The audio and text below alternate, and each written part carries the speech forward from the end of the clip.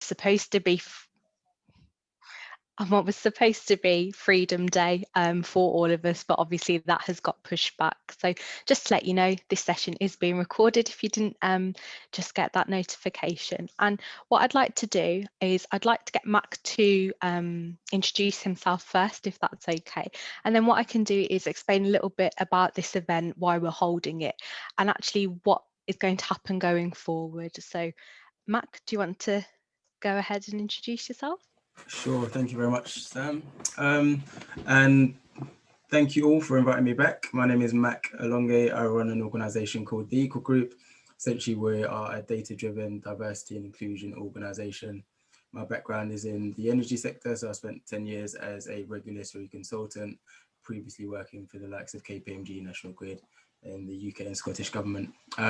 Pleased to be joining you in this conversation. As Sam said, it's Freedom Day, or it was supposed to be Freedom Day. I know I'd probably rather be outside and enjoying myself, but Boris had other plans. So yeah, really looking forward to this conversation and hopefully taking forward some positive actions for us all. Brilliant, thank you. I don't think you'd want to be outside where I am. It's absolutely tipping it down with rain.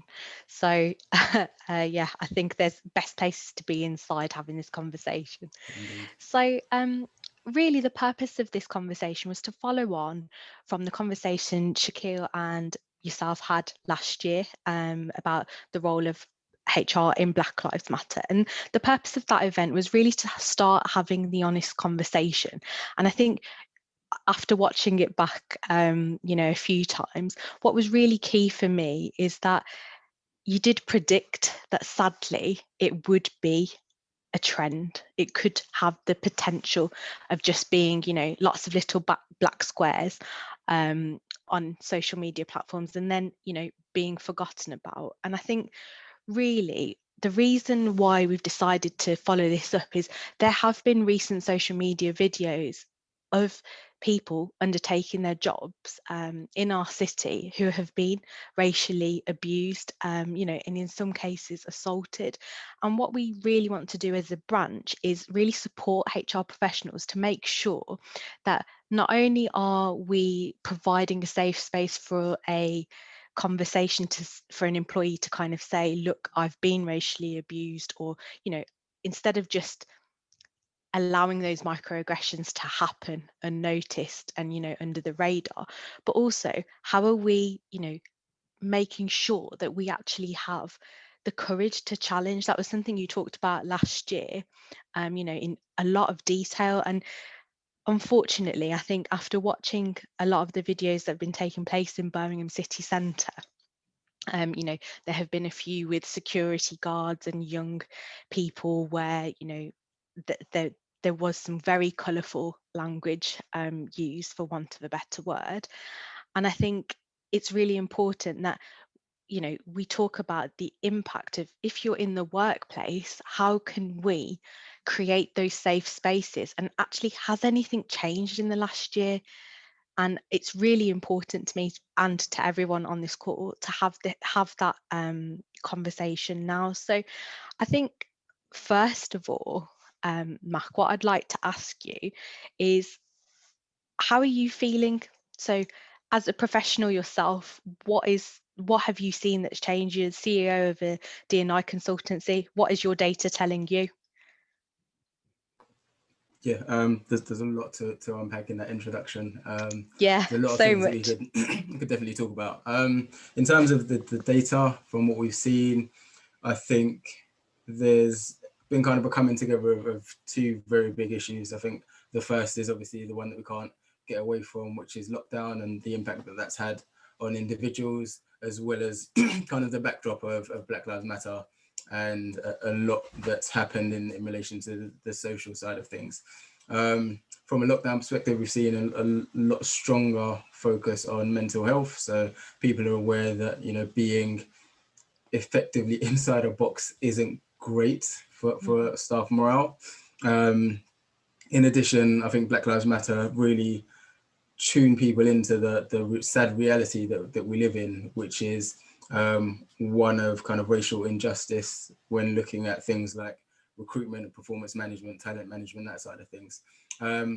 What has often been missed is the compounding effect that both of those issues have on people's day-to-day experiences. What we've seen from the data is that actually people's expectations of work have increased. So people want more in terms of an environment where they can thrive, an environment that really speaks to what they want to do, their purpose, what they want to do on a 9-to-5 basis. I think in addition, we're also seeing a realization by, I don't know what the terminology is, so what that everyone's familiar with, but I would term them as allies, people that don't necessarily have that lived experience. They are becoming a little bit more vocal. They are becoming a little bit more proactive in terms of, right, I've noticed things, I've noticed inequalities, I've noticed issues within the workplace that means that different groups do not have the same experience or even a similar experience, and they are becoming more vocal or wanting to be given the tools and the support to be able to speak up, speak out when they see injustice, and just wanting to do more. I think there's a collective realization that now is the time to change things for the better. That was a lot of information, and actually I'm very happy that it was a bit more hopeful than I thought it would be, if I'm honest with you. I think you talked about, organizations really using their data to understand their problems, and last year I think we were in a very different place to how, from what you've just said. Obviously talking about that and looking at organizations and their problems now, because they are living, breathing things. They're full of humans, people, and at the center of that we've got how deeply rooted beliefs. And I think it's really important to be able to say it is okay to have an opinion, then go away, do some learning, and then change that opinion. And I mean, how far do you feel that we've managed to tackle the issue of racism in the workplace, compared to the fact that this is a problem that has been, in place for years and years and years? Do you think in a year we've come far enough, or? Definitely not. And I smile when I say that, because I think it would be ridiculous of anybody to say that we made good progress in a year. A year isn't nearly long enough. Have companies, organizations started to make steps in the right direction? To some extent, yeah, but there's also companies that have done nothing and posted out black squares last year and didn't change anything systemically. And I've not gone back and listened on last year's conversation, just because I hate listening to myself back. But I think some of the sentiment of what I was saying last year was that this is an opportunity to address things systemically. And unless we really change the roots and the foundations of how organizations tackle issues like recruitment and performance management and talent development, everything else is just window dressing. You can kind of go out and try to seek diverse applicants, but unless you truly look at yourself and look at your culture and look at your values and how you do things, you're just inviting more diversity into a problematic setting. So it's about, how do you really change the setting? How do you really change how you view things? As you said, a lot of what we're dealing with is ideologies that people carry with them, or they have carried with them, that have been shaped over years. And when people talk about unconscious bias, we need to look at how those biases form over time and how they go unchallenged and how they can fester beneath the surface, unless you're conscious about the way that you tackle them. I think unconscious bias is sometimes used as a catch-all term that doesn't necessarily mean much. But what we need to do is to bring it more to the conscious, to say, actually, there are processes, there are systems, there are procedures that are inherently biased. We can't chalk it all up to unconscious bias. We need to really recognize the fundamental need for changes in systems, in processes, in the way that things are done, not just the wording, not just the terminology. I think there's sometimes a tendency for organizations to look at trying to tackle the overt manifestations of racism without really tackling the, you know, what lies beneath that, the covert. Sorry, how you, you know, how you write your job specifications, how you, you know, shape your KPIs and your objectives, and the way in which they can inherently harbor, you know, underlying issues. So one of the things we work with organizations on, how does work get allocated? You know, who gets put on which projects, and which projects may determine future progression, if that makes sense. So if you're constantly getting overlooked for kind of high profile work, or work that stretches you, or work that encourages you to increase your profile within the organization, within the industry, what impact does that have on your long-term career prospects? So things like that are a little bit more nuanced that people really need to address. And I think there's a tendency for people, organizations, to do the easier stuff, you know, let's do some training, or let's run an awareness campaign. All good stuff. I'm not saying it's inherently bad, but there's a need to dig deeper, and need to do more. Yeah, and I think it comes back to what you said last year. You absolutely implored us all as you know, HR professionals to not make statements, because actually making a statement is a pretty easy thing to do, isn't it? And it is about challenging those structures, those processes, and I think really overhauling it. So, you know, really taking a real good look at what needs to be, you know, what is being done. So practices at the moment in the organization, and why do we do things in that way? I think it's really important to not make a statement, but to make a statement and have something behind it. So don't make a statement if you've got nothing behind it, but then also at the same time about having, you know, your senior leadership buy-in. And I suppose my question to you on the back of that is, do you think that many companies have just gone through for the easy option, made a statement, had nothing behind it, and then, you know, they just didn't care? It's, you know, off the radar. They're talking about, you know, returning people from furlough. You know, it's, race has got to the bottom of the agenda again. Has that happened, do you think, in the past year? So I think the starting point is to really dissect some of those statements.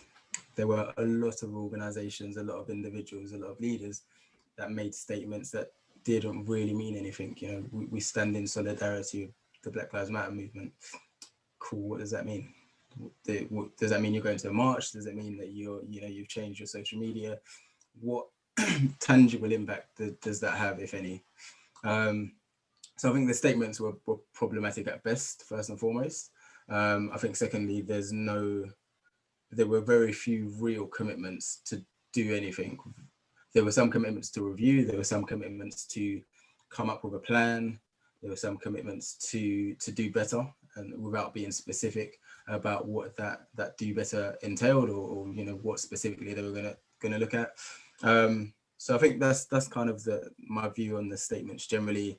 I think there have been organizations that have tried, and I think the statements led to the action of trying, which led to a realization that they just had neglected it for so long, that even if they wanted to do something, they didn't necessarily have the data or the information to make tangible progress. And I think that, for me, just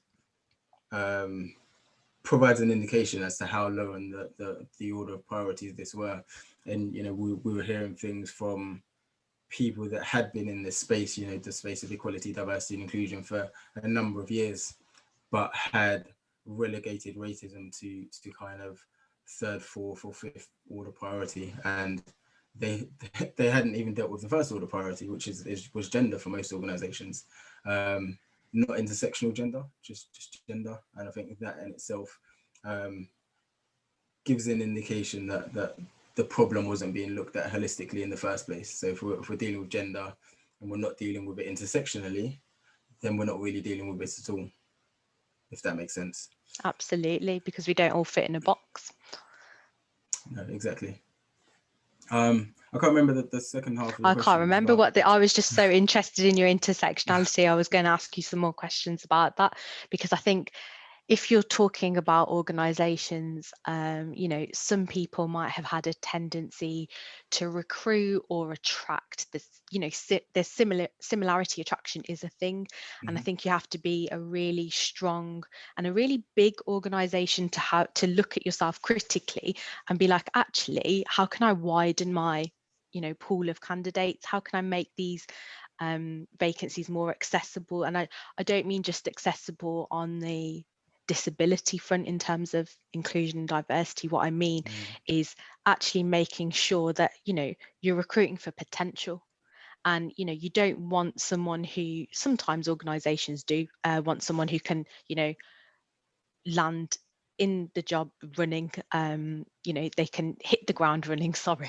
I was thinking of the Spanish phrase for it, sorry. So they can absolutely hit the ground running, but actually a lot of the other times, you know, companies want you to join a company and then learn how they do things.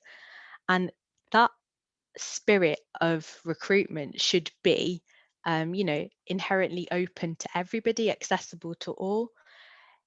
If you had a magic wand and you could change recruitment practices, what would the first thing that you change be? That is a very interesting question. I think first and foremost that there is no universal magic wand. I think there needs to be a realization that what works in the recruitment space for one organization is going to absolutely fail for another organization. This is something that we encourage companies with all the time, to say there's nothing that you can do off the shelf that will be universally applicable to your circumstances. It's really about what is your appetite for risk, what is your appetite for innovation, what's your appetite for creativity, and tailoring your processes accordingly. So for me as an employer, I guess my magic wand would be to, I guess, what would I, it's a really good question. Do you know what? And I didn't prepare you for it. So maybe what I No, it's can do fine. is give you a minute and take it to a poll. How about that? And then you can have a moment to reflect on that. I think that might be a nicer thing to do. So Eleanor, if you could please bring up the first question. So we're asking you guys, everyone on the call today, how comfortable are you currently feeling to discuss race with your leadership team as part of a HR team? And you can see there are 4 options there, because I don't want anybody sitting on the fence. I want you to obviously say yes, or, you know, you are or you're not. So we'll just wait for that to finish polling. I think it's a really important question, because we need to be able to give you guys the tools to make your organization so that you have the magic wand for your organizations. And I think we're nearly there in terms of the questions. It looks like, so 62% are feeling comfortable, which is, you know, great. Right, so you can all see the results now, can't you? So I'm happy because there's nobody feeling extremely uncomfortable, which last year at this point in the event, it was 5%. So obviously that was at much bigger numbers. I think it's also indicative that we haven't had the same level of interest in this event that we had last year. And I think it's really important to have that conversation, Mark, because, you know, it was something that I was quite worried and scared that this would just be a trend, but actually I wanted it to always be a starter for 10 in terms of really, you know, looking at what it means to be inclusive. So yeah, I think it's great that people are feeling much more comfortable. I wonder, Mac, then, have you had, what would you say has been, you know, delivered with the organisations that you're working with? What real change have you seen? Really good question. And I think just coming back to the comfort levels, I think over the last 12 months, we've had the privilege of having those conversations and leading those conversations. I feel like I would hope that there are kind of very few organizations that have avoided talking about race over the last 12 months. I think it's been a great opportunity for people to start to do that work and start to dig a little bit deeper. Therefore, I'd expect most people to be really comfortable, relatively comfortable, talking about race in the way that we've been able to for the last 12 months. In terms of kind of the work that's being done, I think that ready collection of data, so looking at it in both quantitative and qualitative terms, understanding people's experiences, understanding how those experiences have been shaped and changed by race, essentially. So you know, the racialization of groups of people or individuals has led to differing outcomes in terms of the way in which people approach work. We've done a lot of kind of creating spaces for people to air their views. One of the things that we specialize in as an organization is the provision of anonymity. So there were a lot of people that had some really insightful views, really powerful views, but didn't necessarily want those views to be attributed to themselves. And I guess we have to take a step back and think about the climate within which most of us work. And it is one where if you say something that is potentially contrary to you know, to commonly held beliefs, or that could be seen as being controversial, or maybe something that the leadership team is unaware of, do you automatically put a target on your back? Do you automatically become the troublemaker, or, you know, somebody that is deemed as difficult to work with, and all of these other things that people say that means that you know, typically you've got views that are different to everyone else, which isn't necessarily a bad thing. So a lot of the work that we've done has been creating that anonymity to allow people to truly express what they want to express, specifically in relation to race, ethnicity, and the way that that's handled within the workplace, without the attached fear of losing your job or being problematic, or being labeled as difficult to work with. And that has really helped organizations to understand what they need to know, what they need to change systemically, without necessarily needing to know it's this individual that said it, or it's this individual's line manager, because we want to help organizations to root out the problems first and foremost, and hopefully they should see a move towards a work environment that is more inclusive and more I guess more attuned to making sure that everybody has the potential to thrive, because ultimately we all want to feel that we enter the workplace and we can do our best work, and we can feel appreciated, feel respected, and also feel that we can develop our careers and you know, deliver against our aspirations. Yeah, it is, isn't it? I think it's actually, I think it's kind of like if you made a statement, really unpicking why, the reasons why you made that statement. Was it because it was on trend? Was it because there's, you know, that was kind of you putting yourself out there as an organization because you wanted to start the conversation? I think sometimes it might be that leaders aren't sure how to have the conversations as well. And we're getting a lot of questions in the chat about statements. So I just thought it would be pertinent to kind of just talk about that now a little bit. So Sterling, I think you were going to mention some questions. I'm not sure if you can come off mute and just explain so Matt can answer them. Yeah, no problem. Can you hear me okay? Yep. Absolutely fine. Yeah, so there was one question that's sparked a conversation, and it was from Shakil. Is it better to make a statement even if it is not reflecting of the lived experience internally, but to show support in principle? As silence also is making a statement of perhaps accepting the way things are. And what are your thoughts on that? Really good question. A lot of the work that we've done with leaders has been on kind of personal journeys. So understanding that typically they don't have a lived experience. Typically they want to understand more, want to do more, but don't necessarily understand where to start and how to start.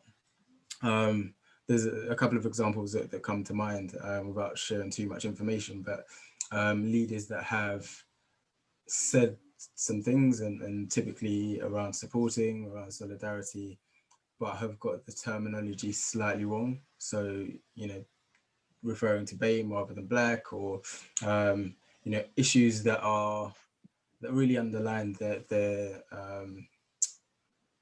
newness when it comes to broaching these conversations. And, you know, the intention was good, the execution was poor. So it's really about helping those leaders to understand what they can do personally to start to build their familiarity with the subject matter, to start to gain a little bit more confidence in talking about race. And one of the things that we always say is that it's like any subject matter. You know, when you start out, you'll be a bit rubbish, and then over time you'll get better and you understand the terminology more and you'll understand the nuance more.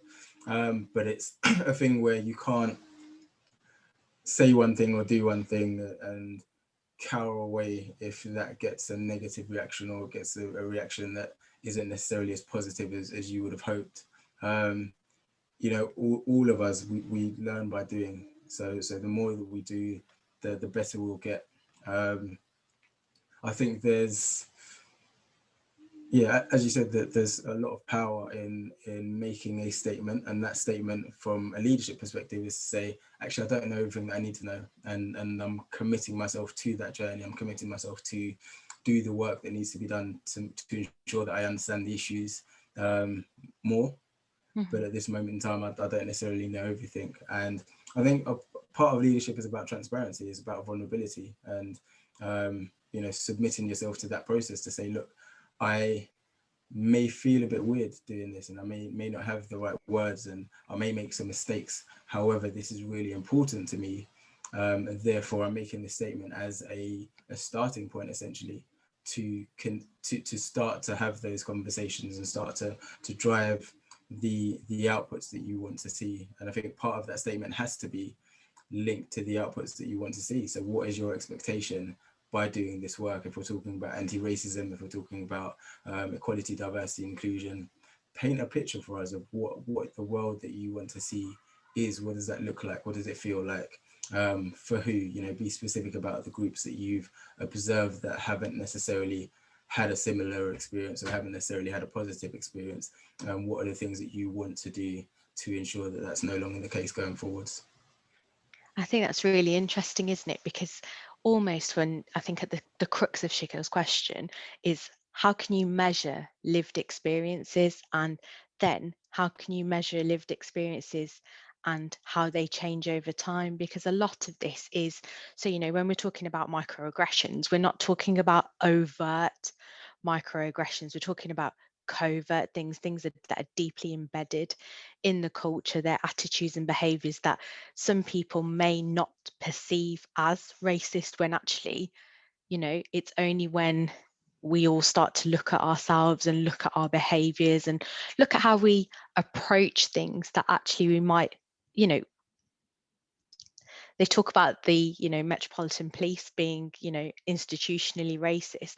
A lot of the processes and structures in British society could be considered as inherently racist, that they were created to, you know, make a certain group of people advance to, you know, maintain that hegemony of, like, you know, the ruling classes, etc. You know, it comes a lot into, there are lots of different tropes in this conversation. I think for organizations, if you think of them as microcosms of society, so there's lots of different you know, purposes, etc. I think a really good question that I've seen from somebody called Victoria on the chat was, how do you make these you know, how are those safe spaces created when, and I'd like to add to that, when perhaps they're not actually created in society yet, how can you make them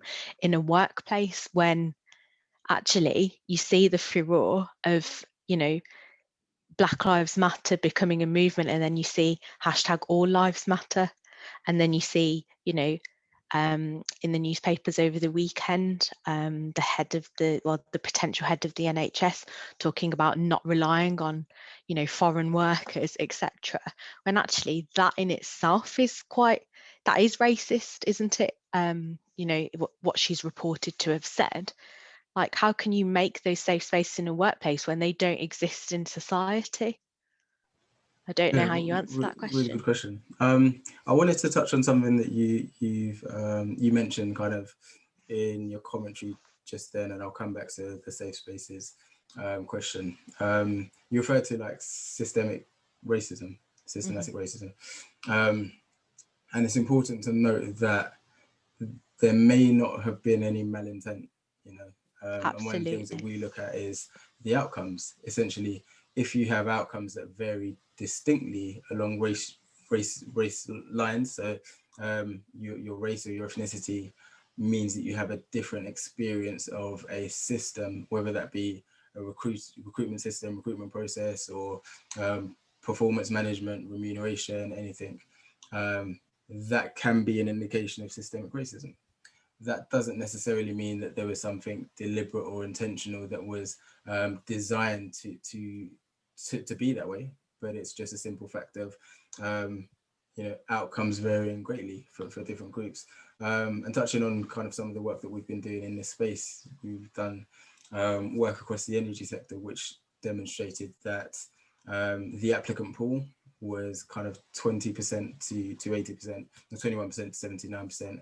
In terms of ethnicity, so white British, Black, Asian, minority ethnic being the 21%, and of those that were appointed, so people that were offered roles in the industry, that then changed to 90% to 10%. So as you can see, very, very different outcomes for different racialized groups, which points to work that needs to be done to ensure that that is no longer the case. What you'd be hoping to expect is that the proportions are equal relative to kind of the application profile.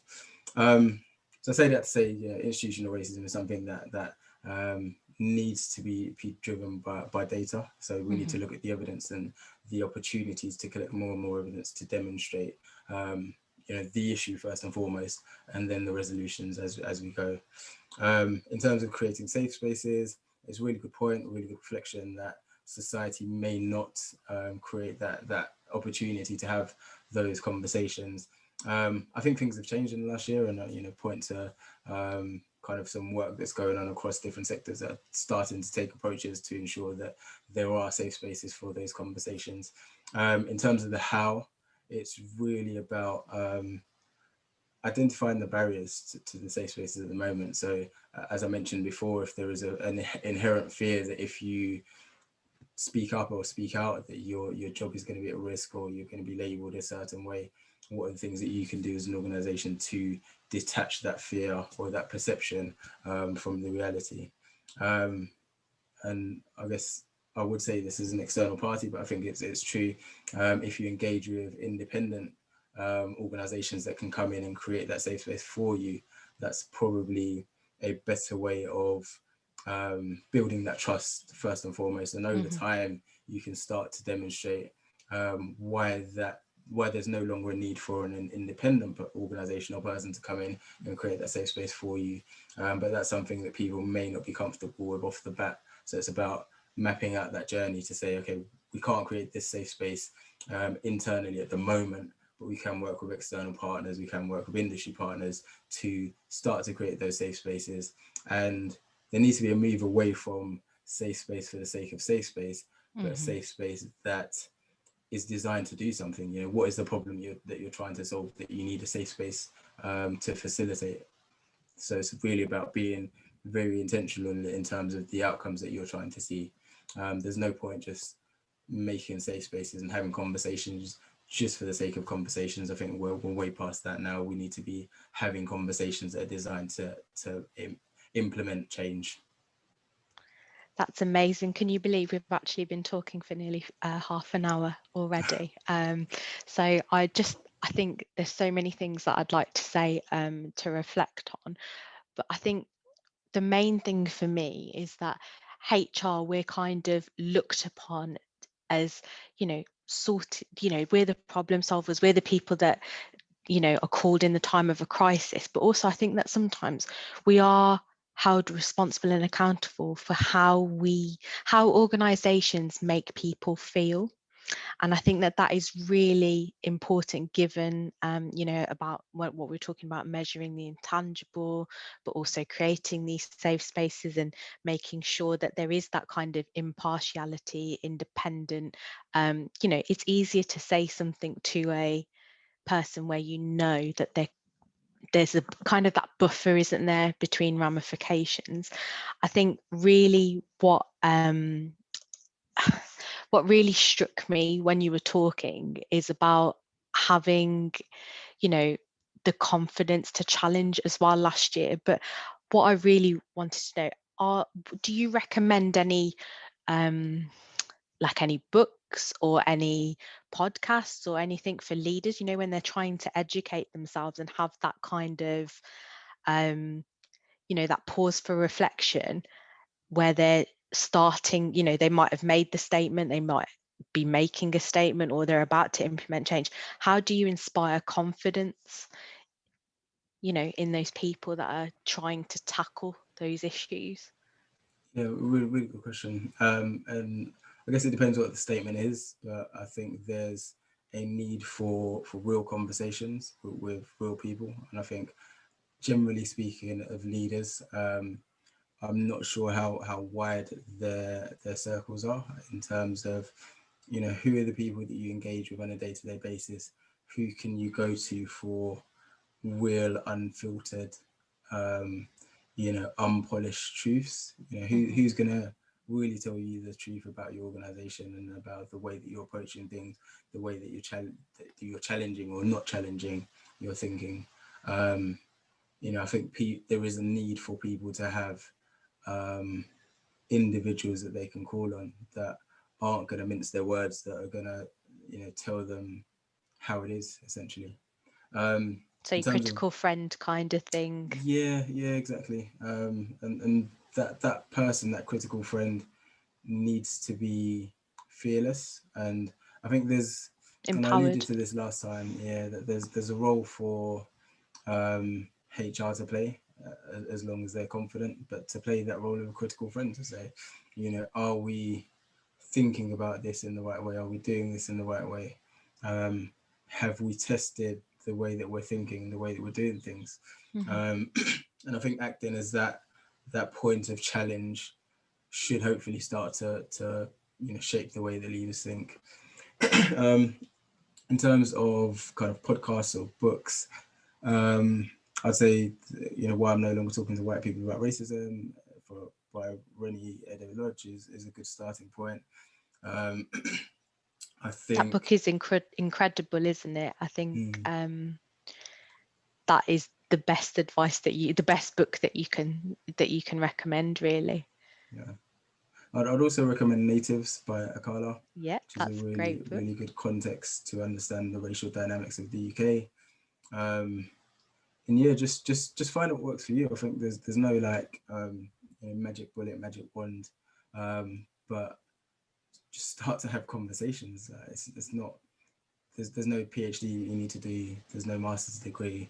Think of people as humans. Think of this as a human issue, and start to engage with humans.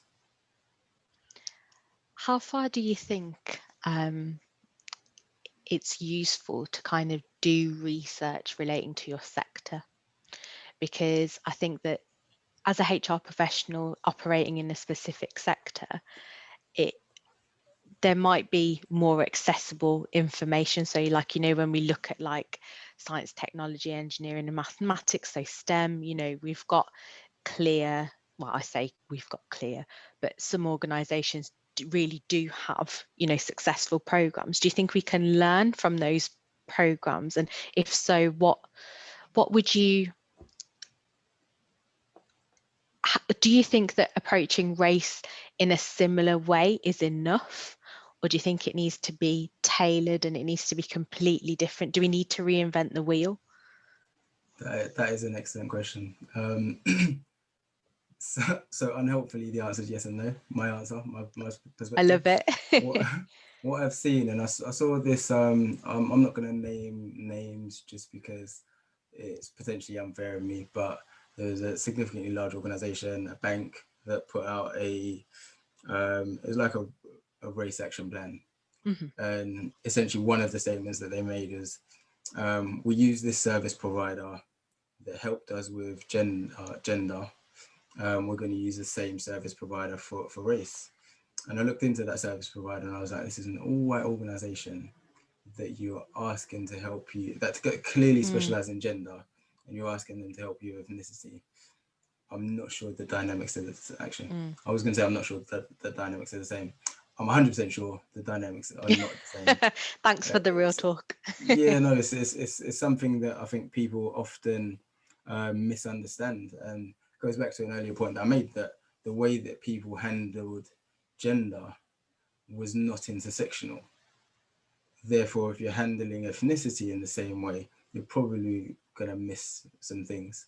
So I think to some extent, there needs to be a willingness to rip up the rule book and kind of throw out what you've previously done, and start again. I think race is super nuanced, and when we start to disaggregate terms like BAME and start to disaggregate terms like black, what does black mean? Are we talking British born elsewhere? Are we talking black African? Are we talking black Caribbean? Are we talking mixed heritage? There's so many layers to it that you can't just take this one unspecific view of the world. I think there's so much nuance with some of these issues, and that's not to mention the intersection. So, are we compounding race and sexual orientation, or race and religion, or race and mental health, disability? There's so many layers to it that it can sometimes be reduced to this shallow kind of tick boxing exercise, which it needs to move away from. Mm-hmm. I think it comes from the comfort of people needing to allocate things to a category.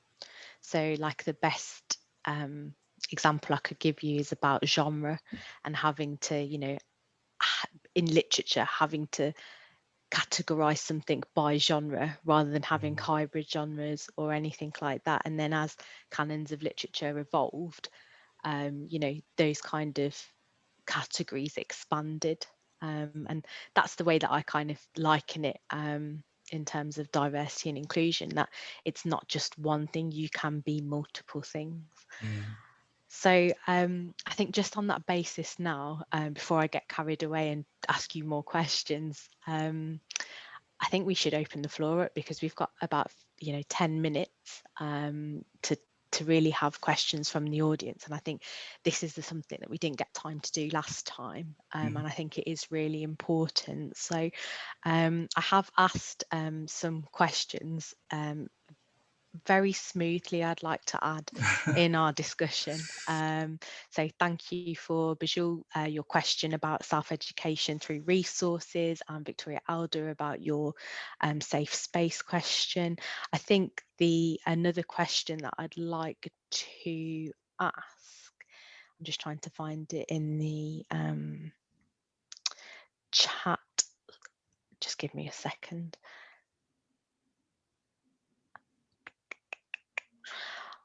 Well, is there anything, Lorna, Vanessa, Sterling or Fiona, that you'd like to add? I'm just scrolling through the chat to have a look at the questions. Or is there anybody that would like to come off mute and ask Mac a question? There was one question earlier that was asking about which organisations have made a statement and have shown positive impact on, it says minority communities, but I suspect as well the Black communities or individuals within the workplace. Thank you, Vanessa.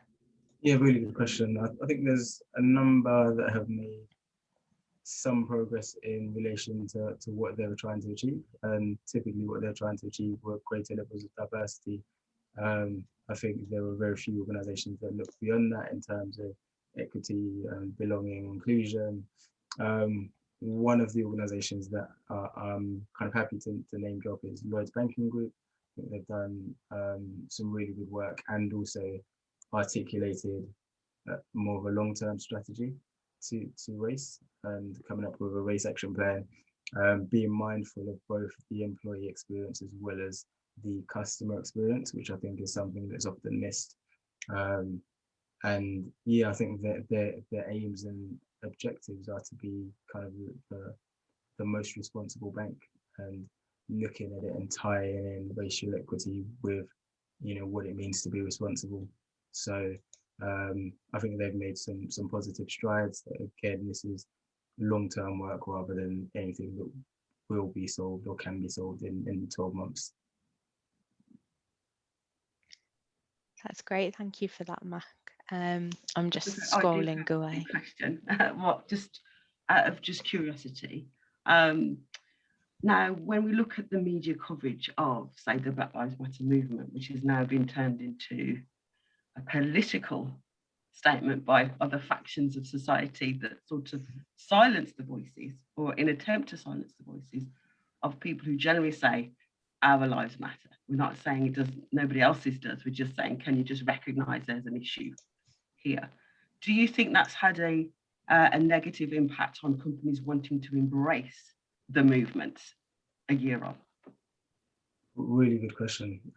Yeah, I think so. I think there's factions of society that have deliberately tried to make it a political statement so as to discredit it or so as to divert the attention.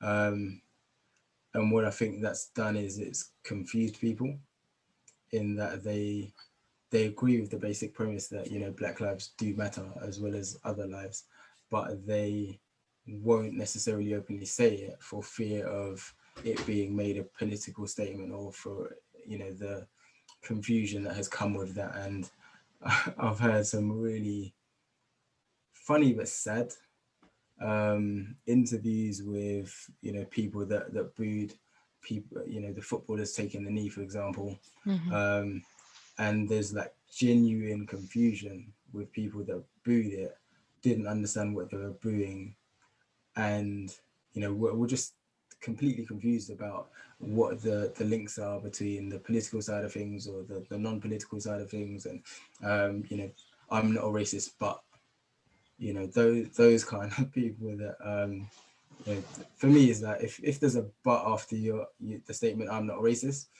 probably a bit of a racist. Probably. I think I'm going to challenge you on that, because I think it isn't just probably. I think if you have to follow that up with that conjunction, there are many other conjunctions you can use, because, and, you know, yeah, like I'm not I won't tarnish everybody, but my suspicion is that the large majority of the I'm not racist, but probably a little bit racist. I think it has been interesting, you know, a year on since George Floyd's murder, about the amount of organisations and the amount of like just content. So, you know, on all, you know, on TV, on podcasts, all those different things, about, you know, having the conversation to see how the world has changed. I think the question that I'd like to ask you is, are we where you thought we'd be a year on?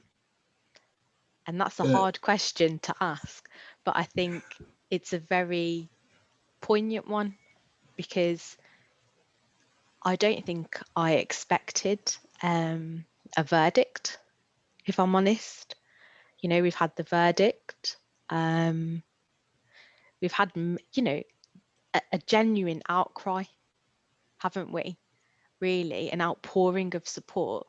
But for you as a professional working in the EDI space, but also working in the tech sector, you know, that's quite a niche sector.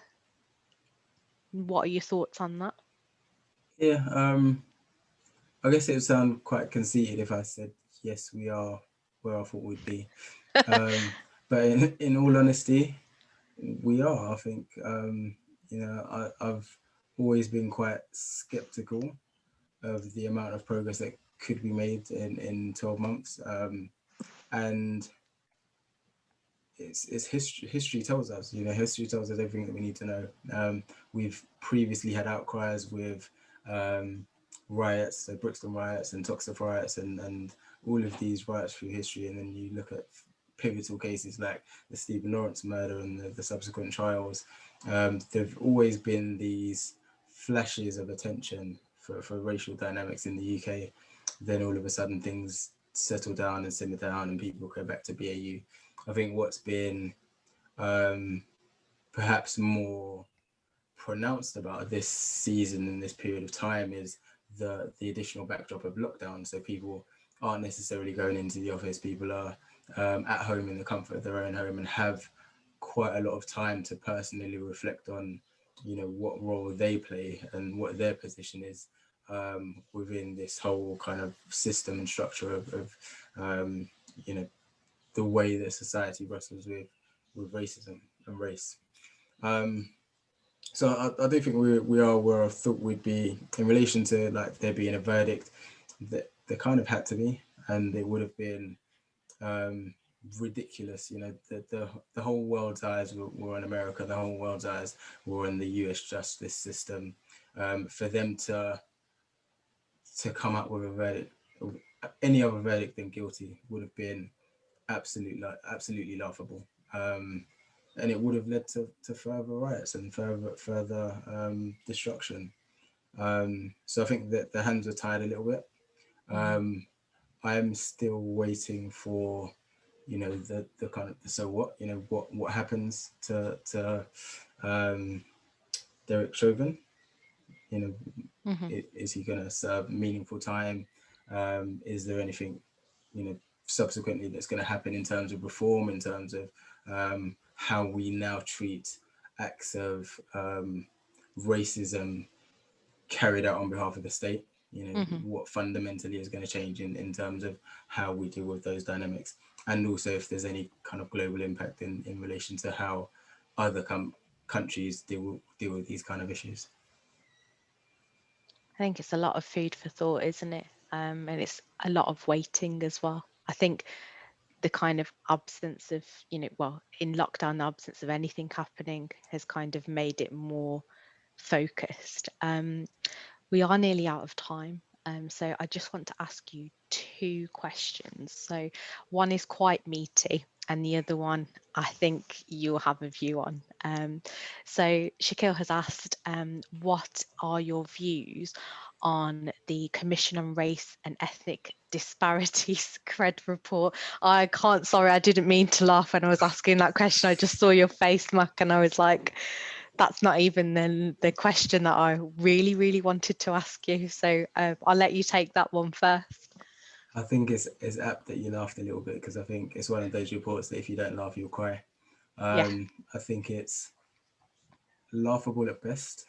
I think it's a poorly written report. It's just ridiculous to put it frankly, and obviously we don't have time to go into it in depth. It's just really poor. Like,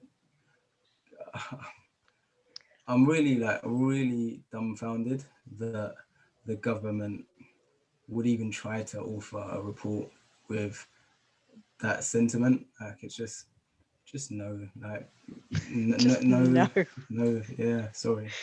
Yeah, no, I think I think I'm going to own up. I couldn't read it. I just couldn't read it, and good for you. I think you saved yourself. Yeah, I think a waste of time. I'm not proud of that, but I think given all the reports that I do read and how I try to educate myself, like I just couldn't. I think okay, if obviously I'm mindful that my critique wasn't great, but in terms I know of it was brilliant, critique, Mac.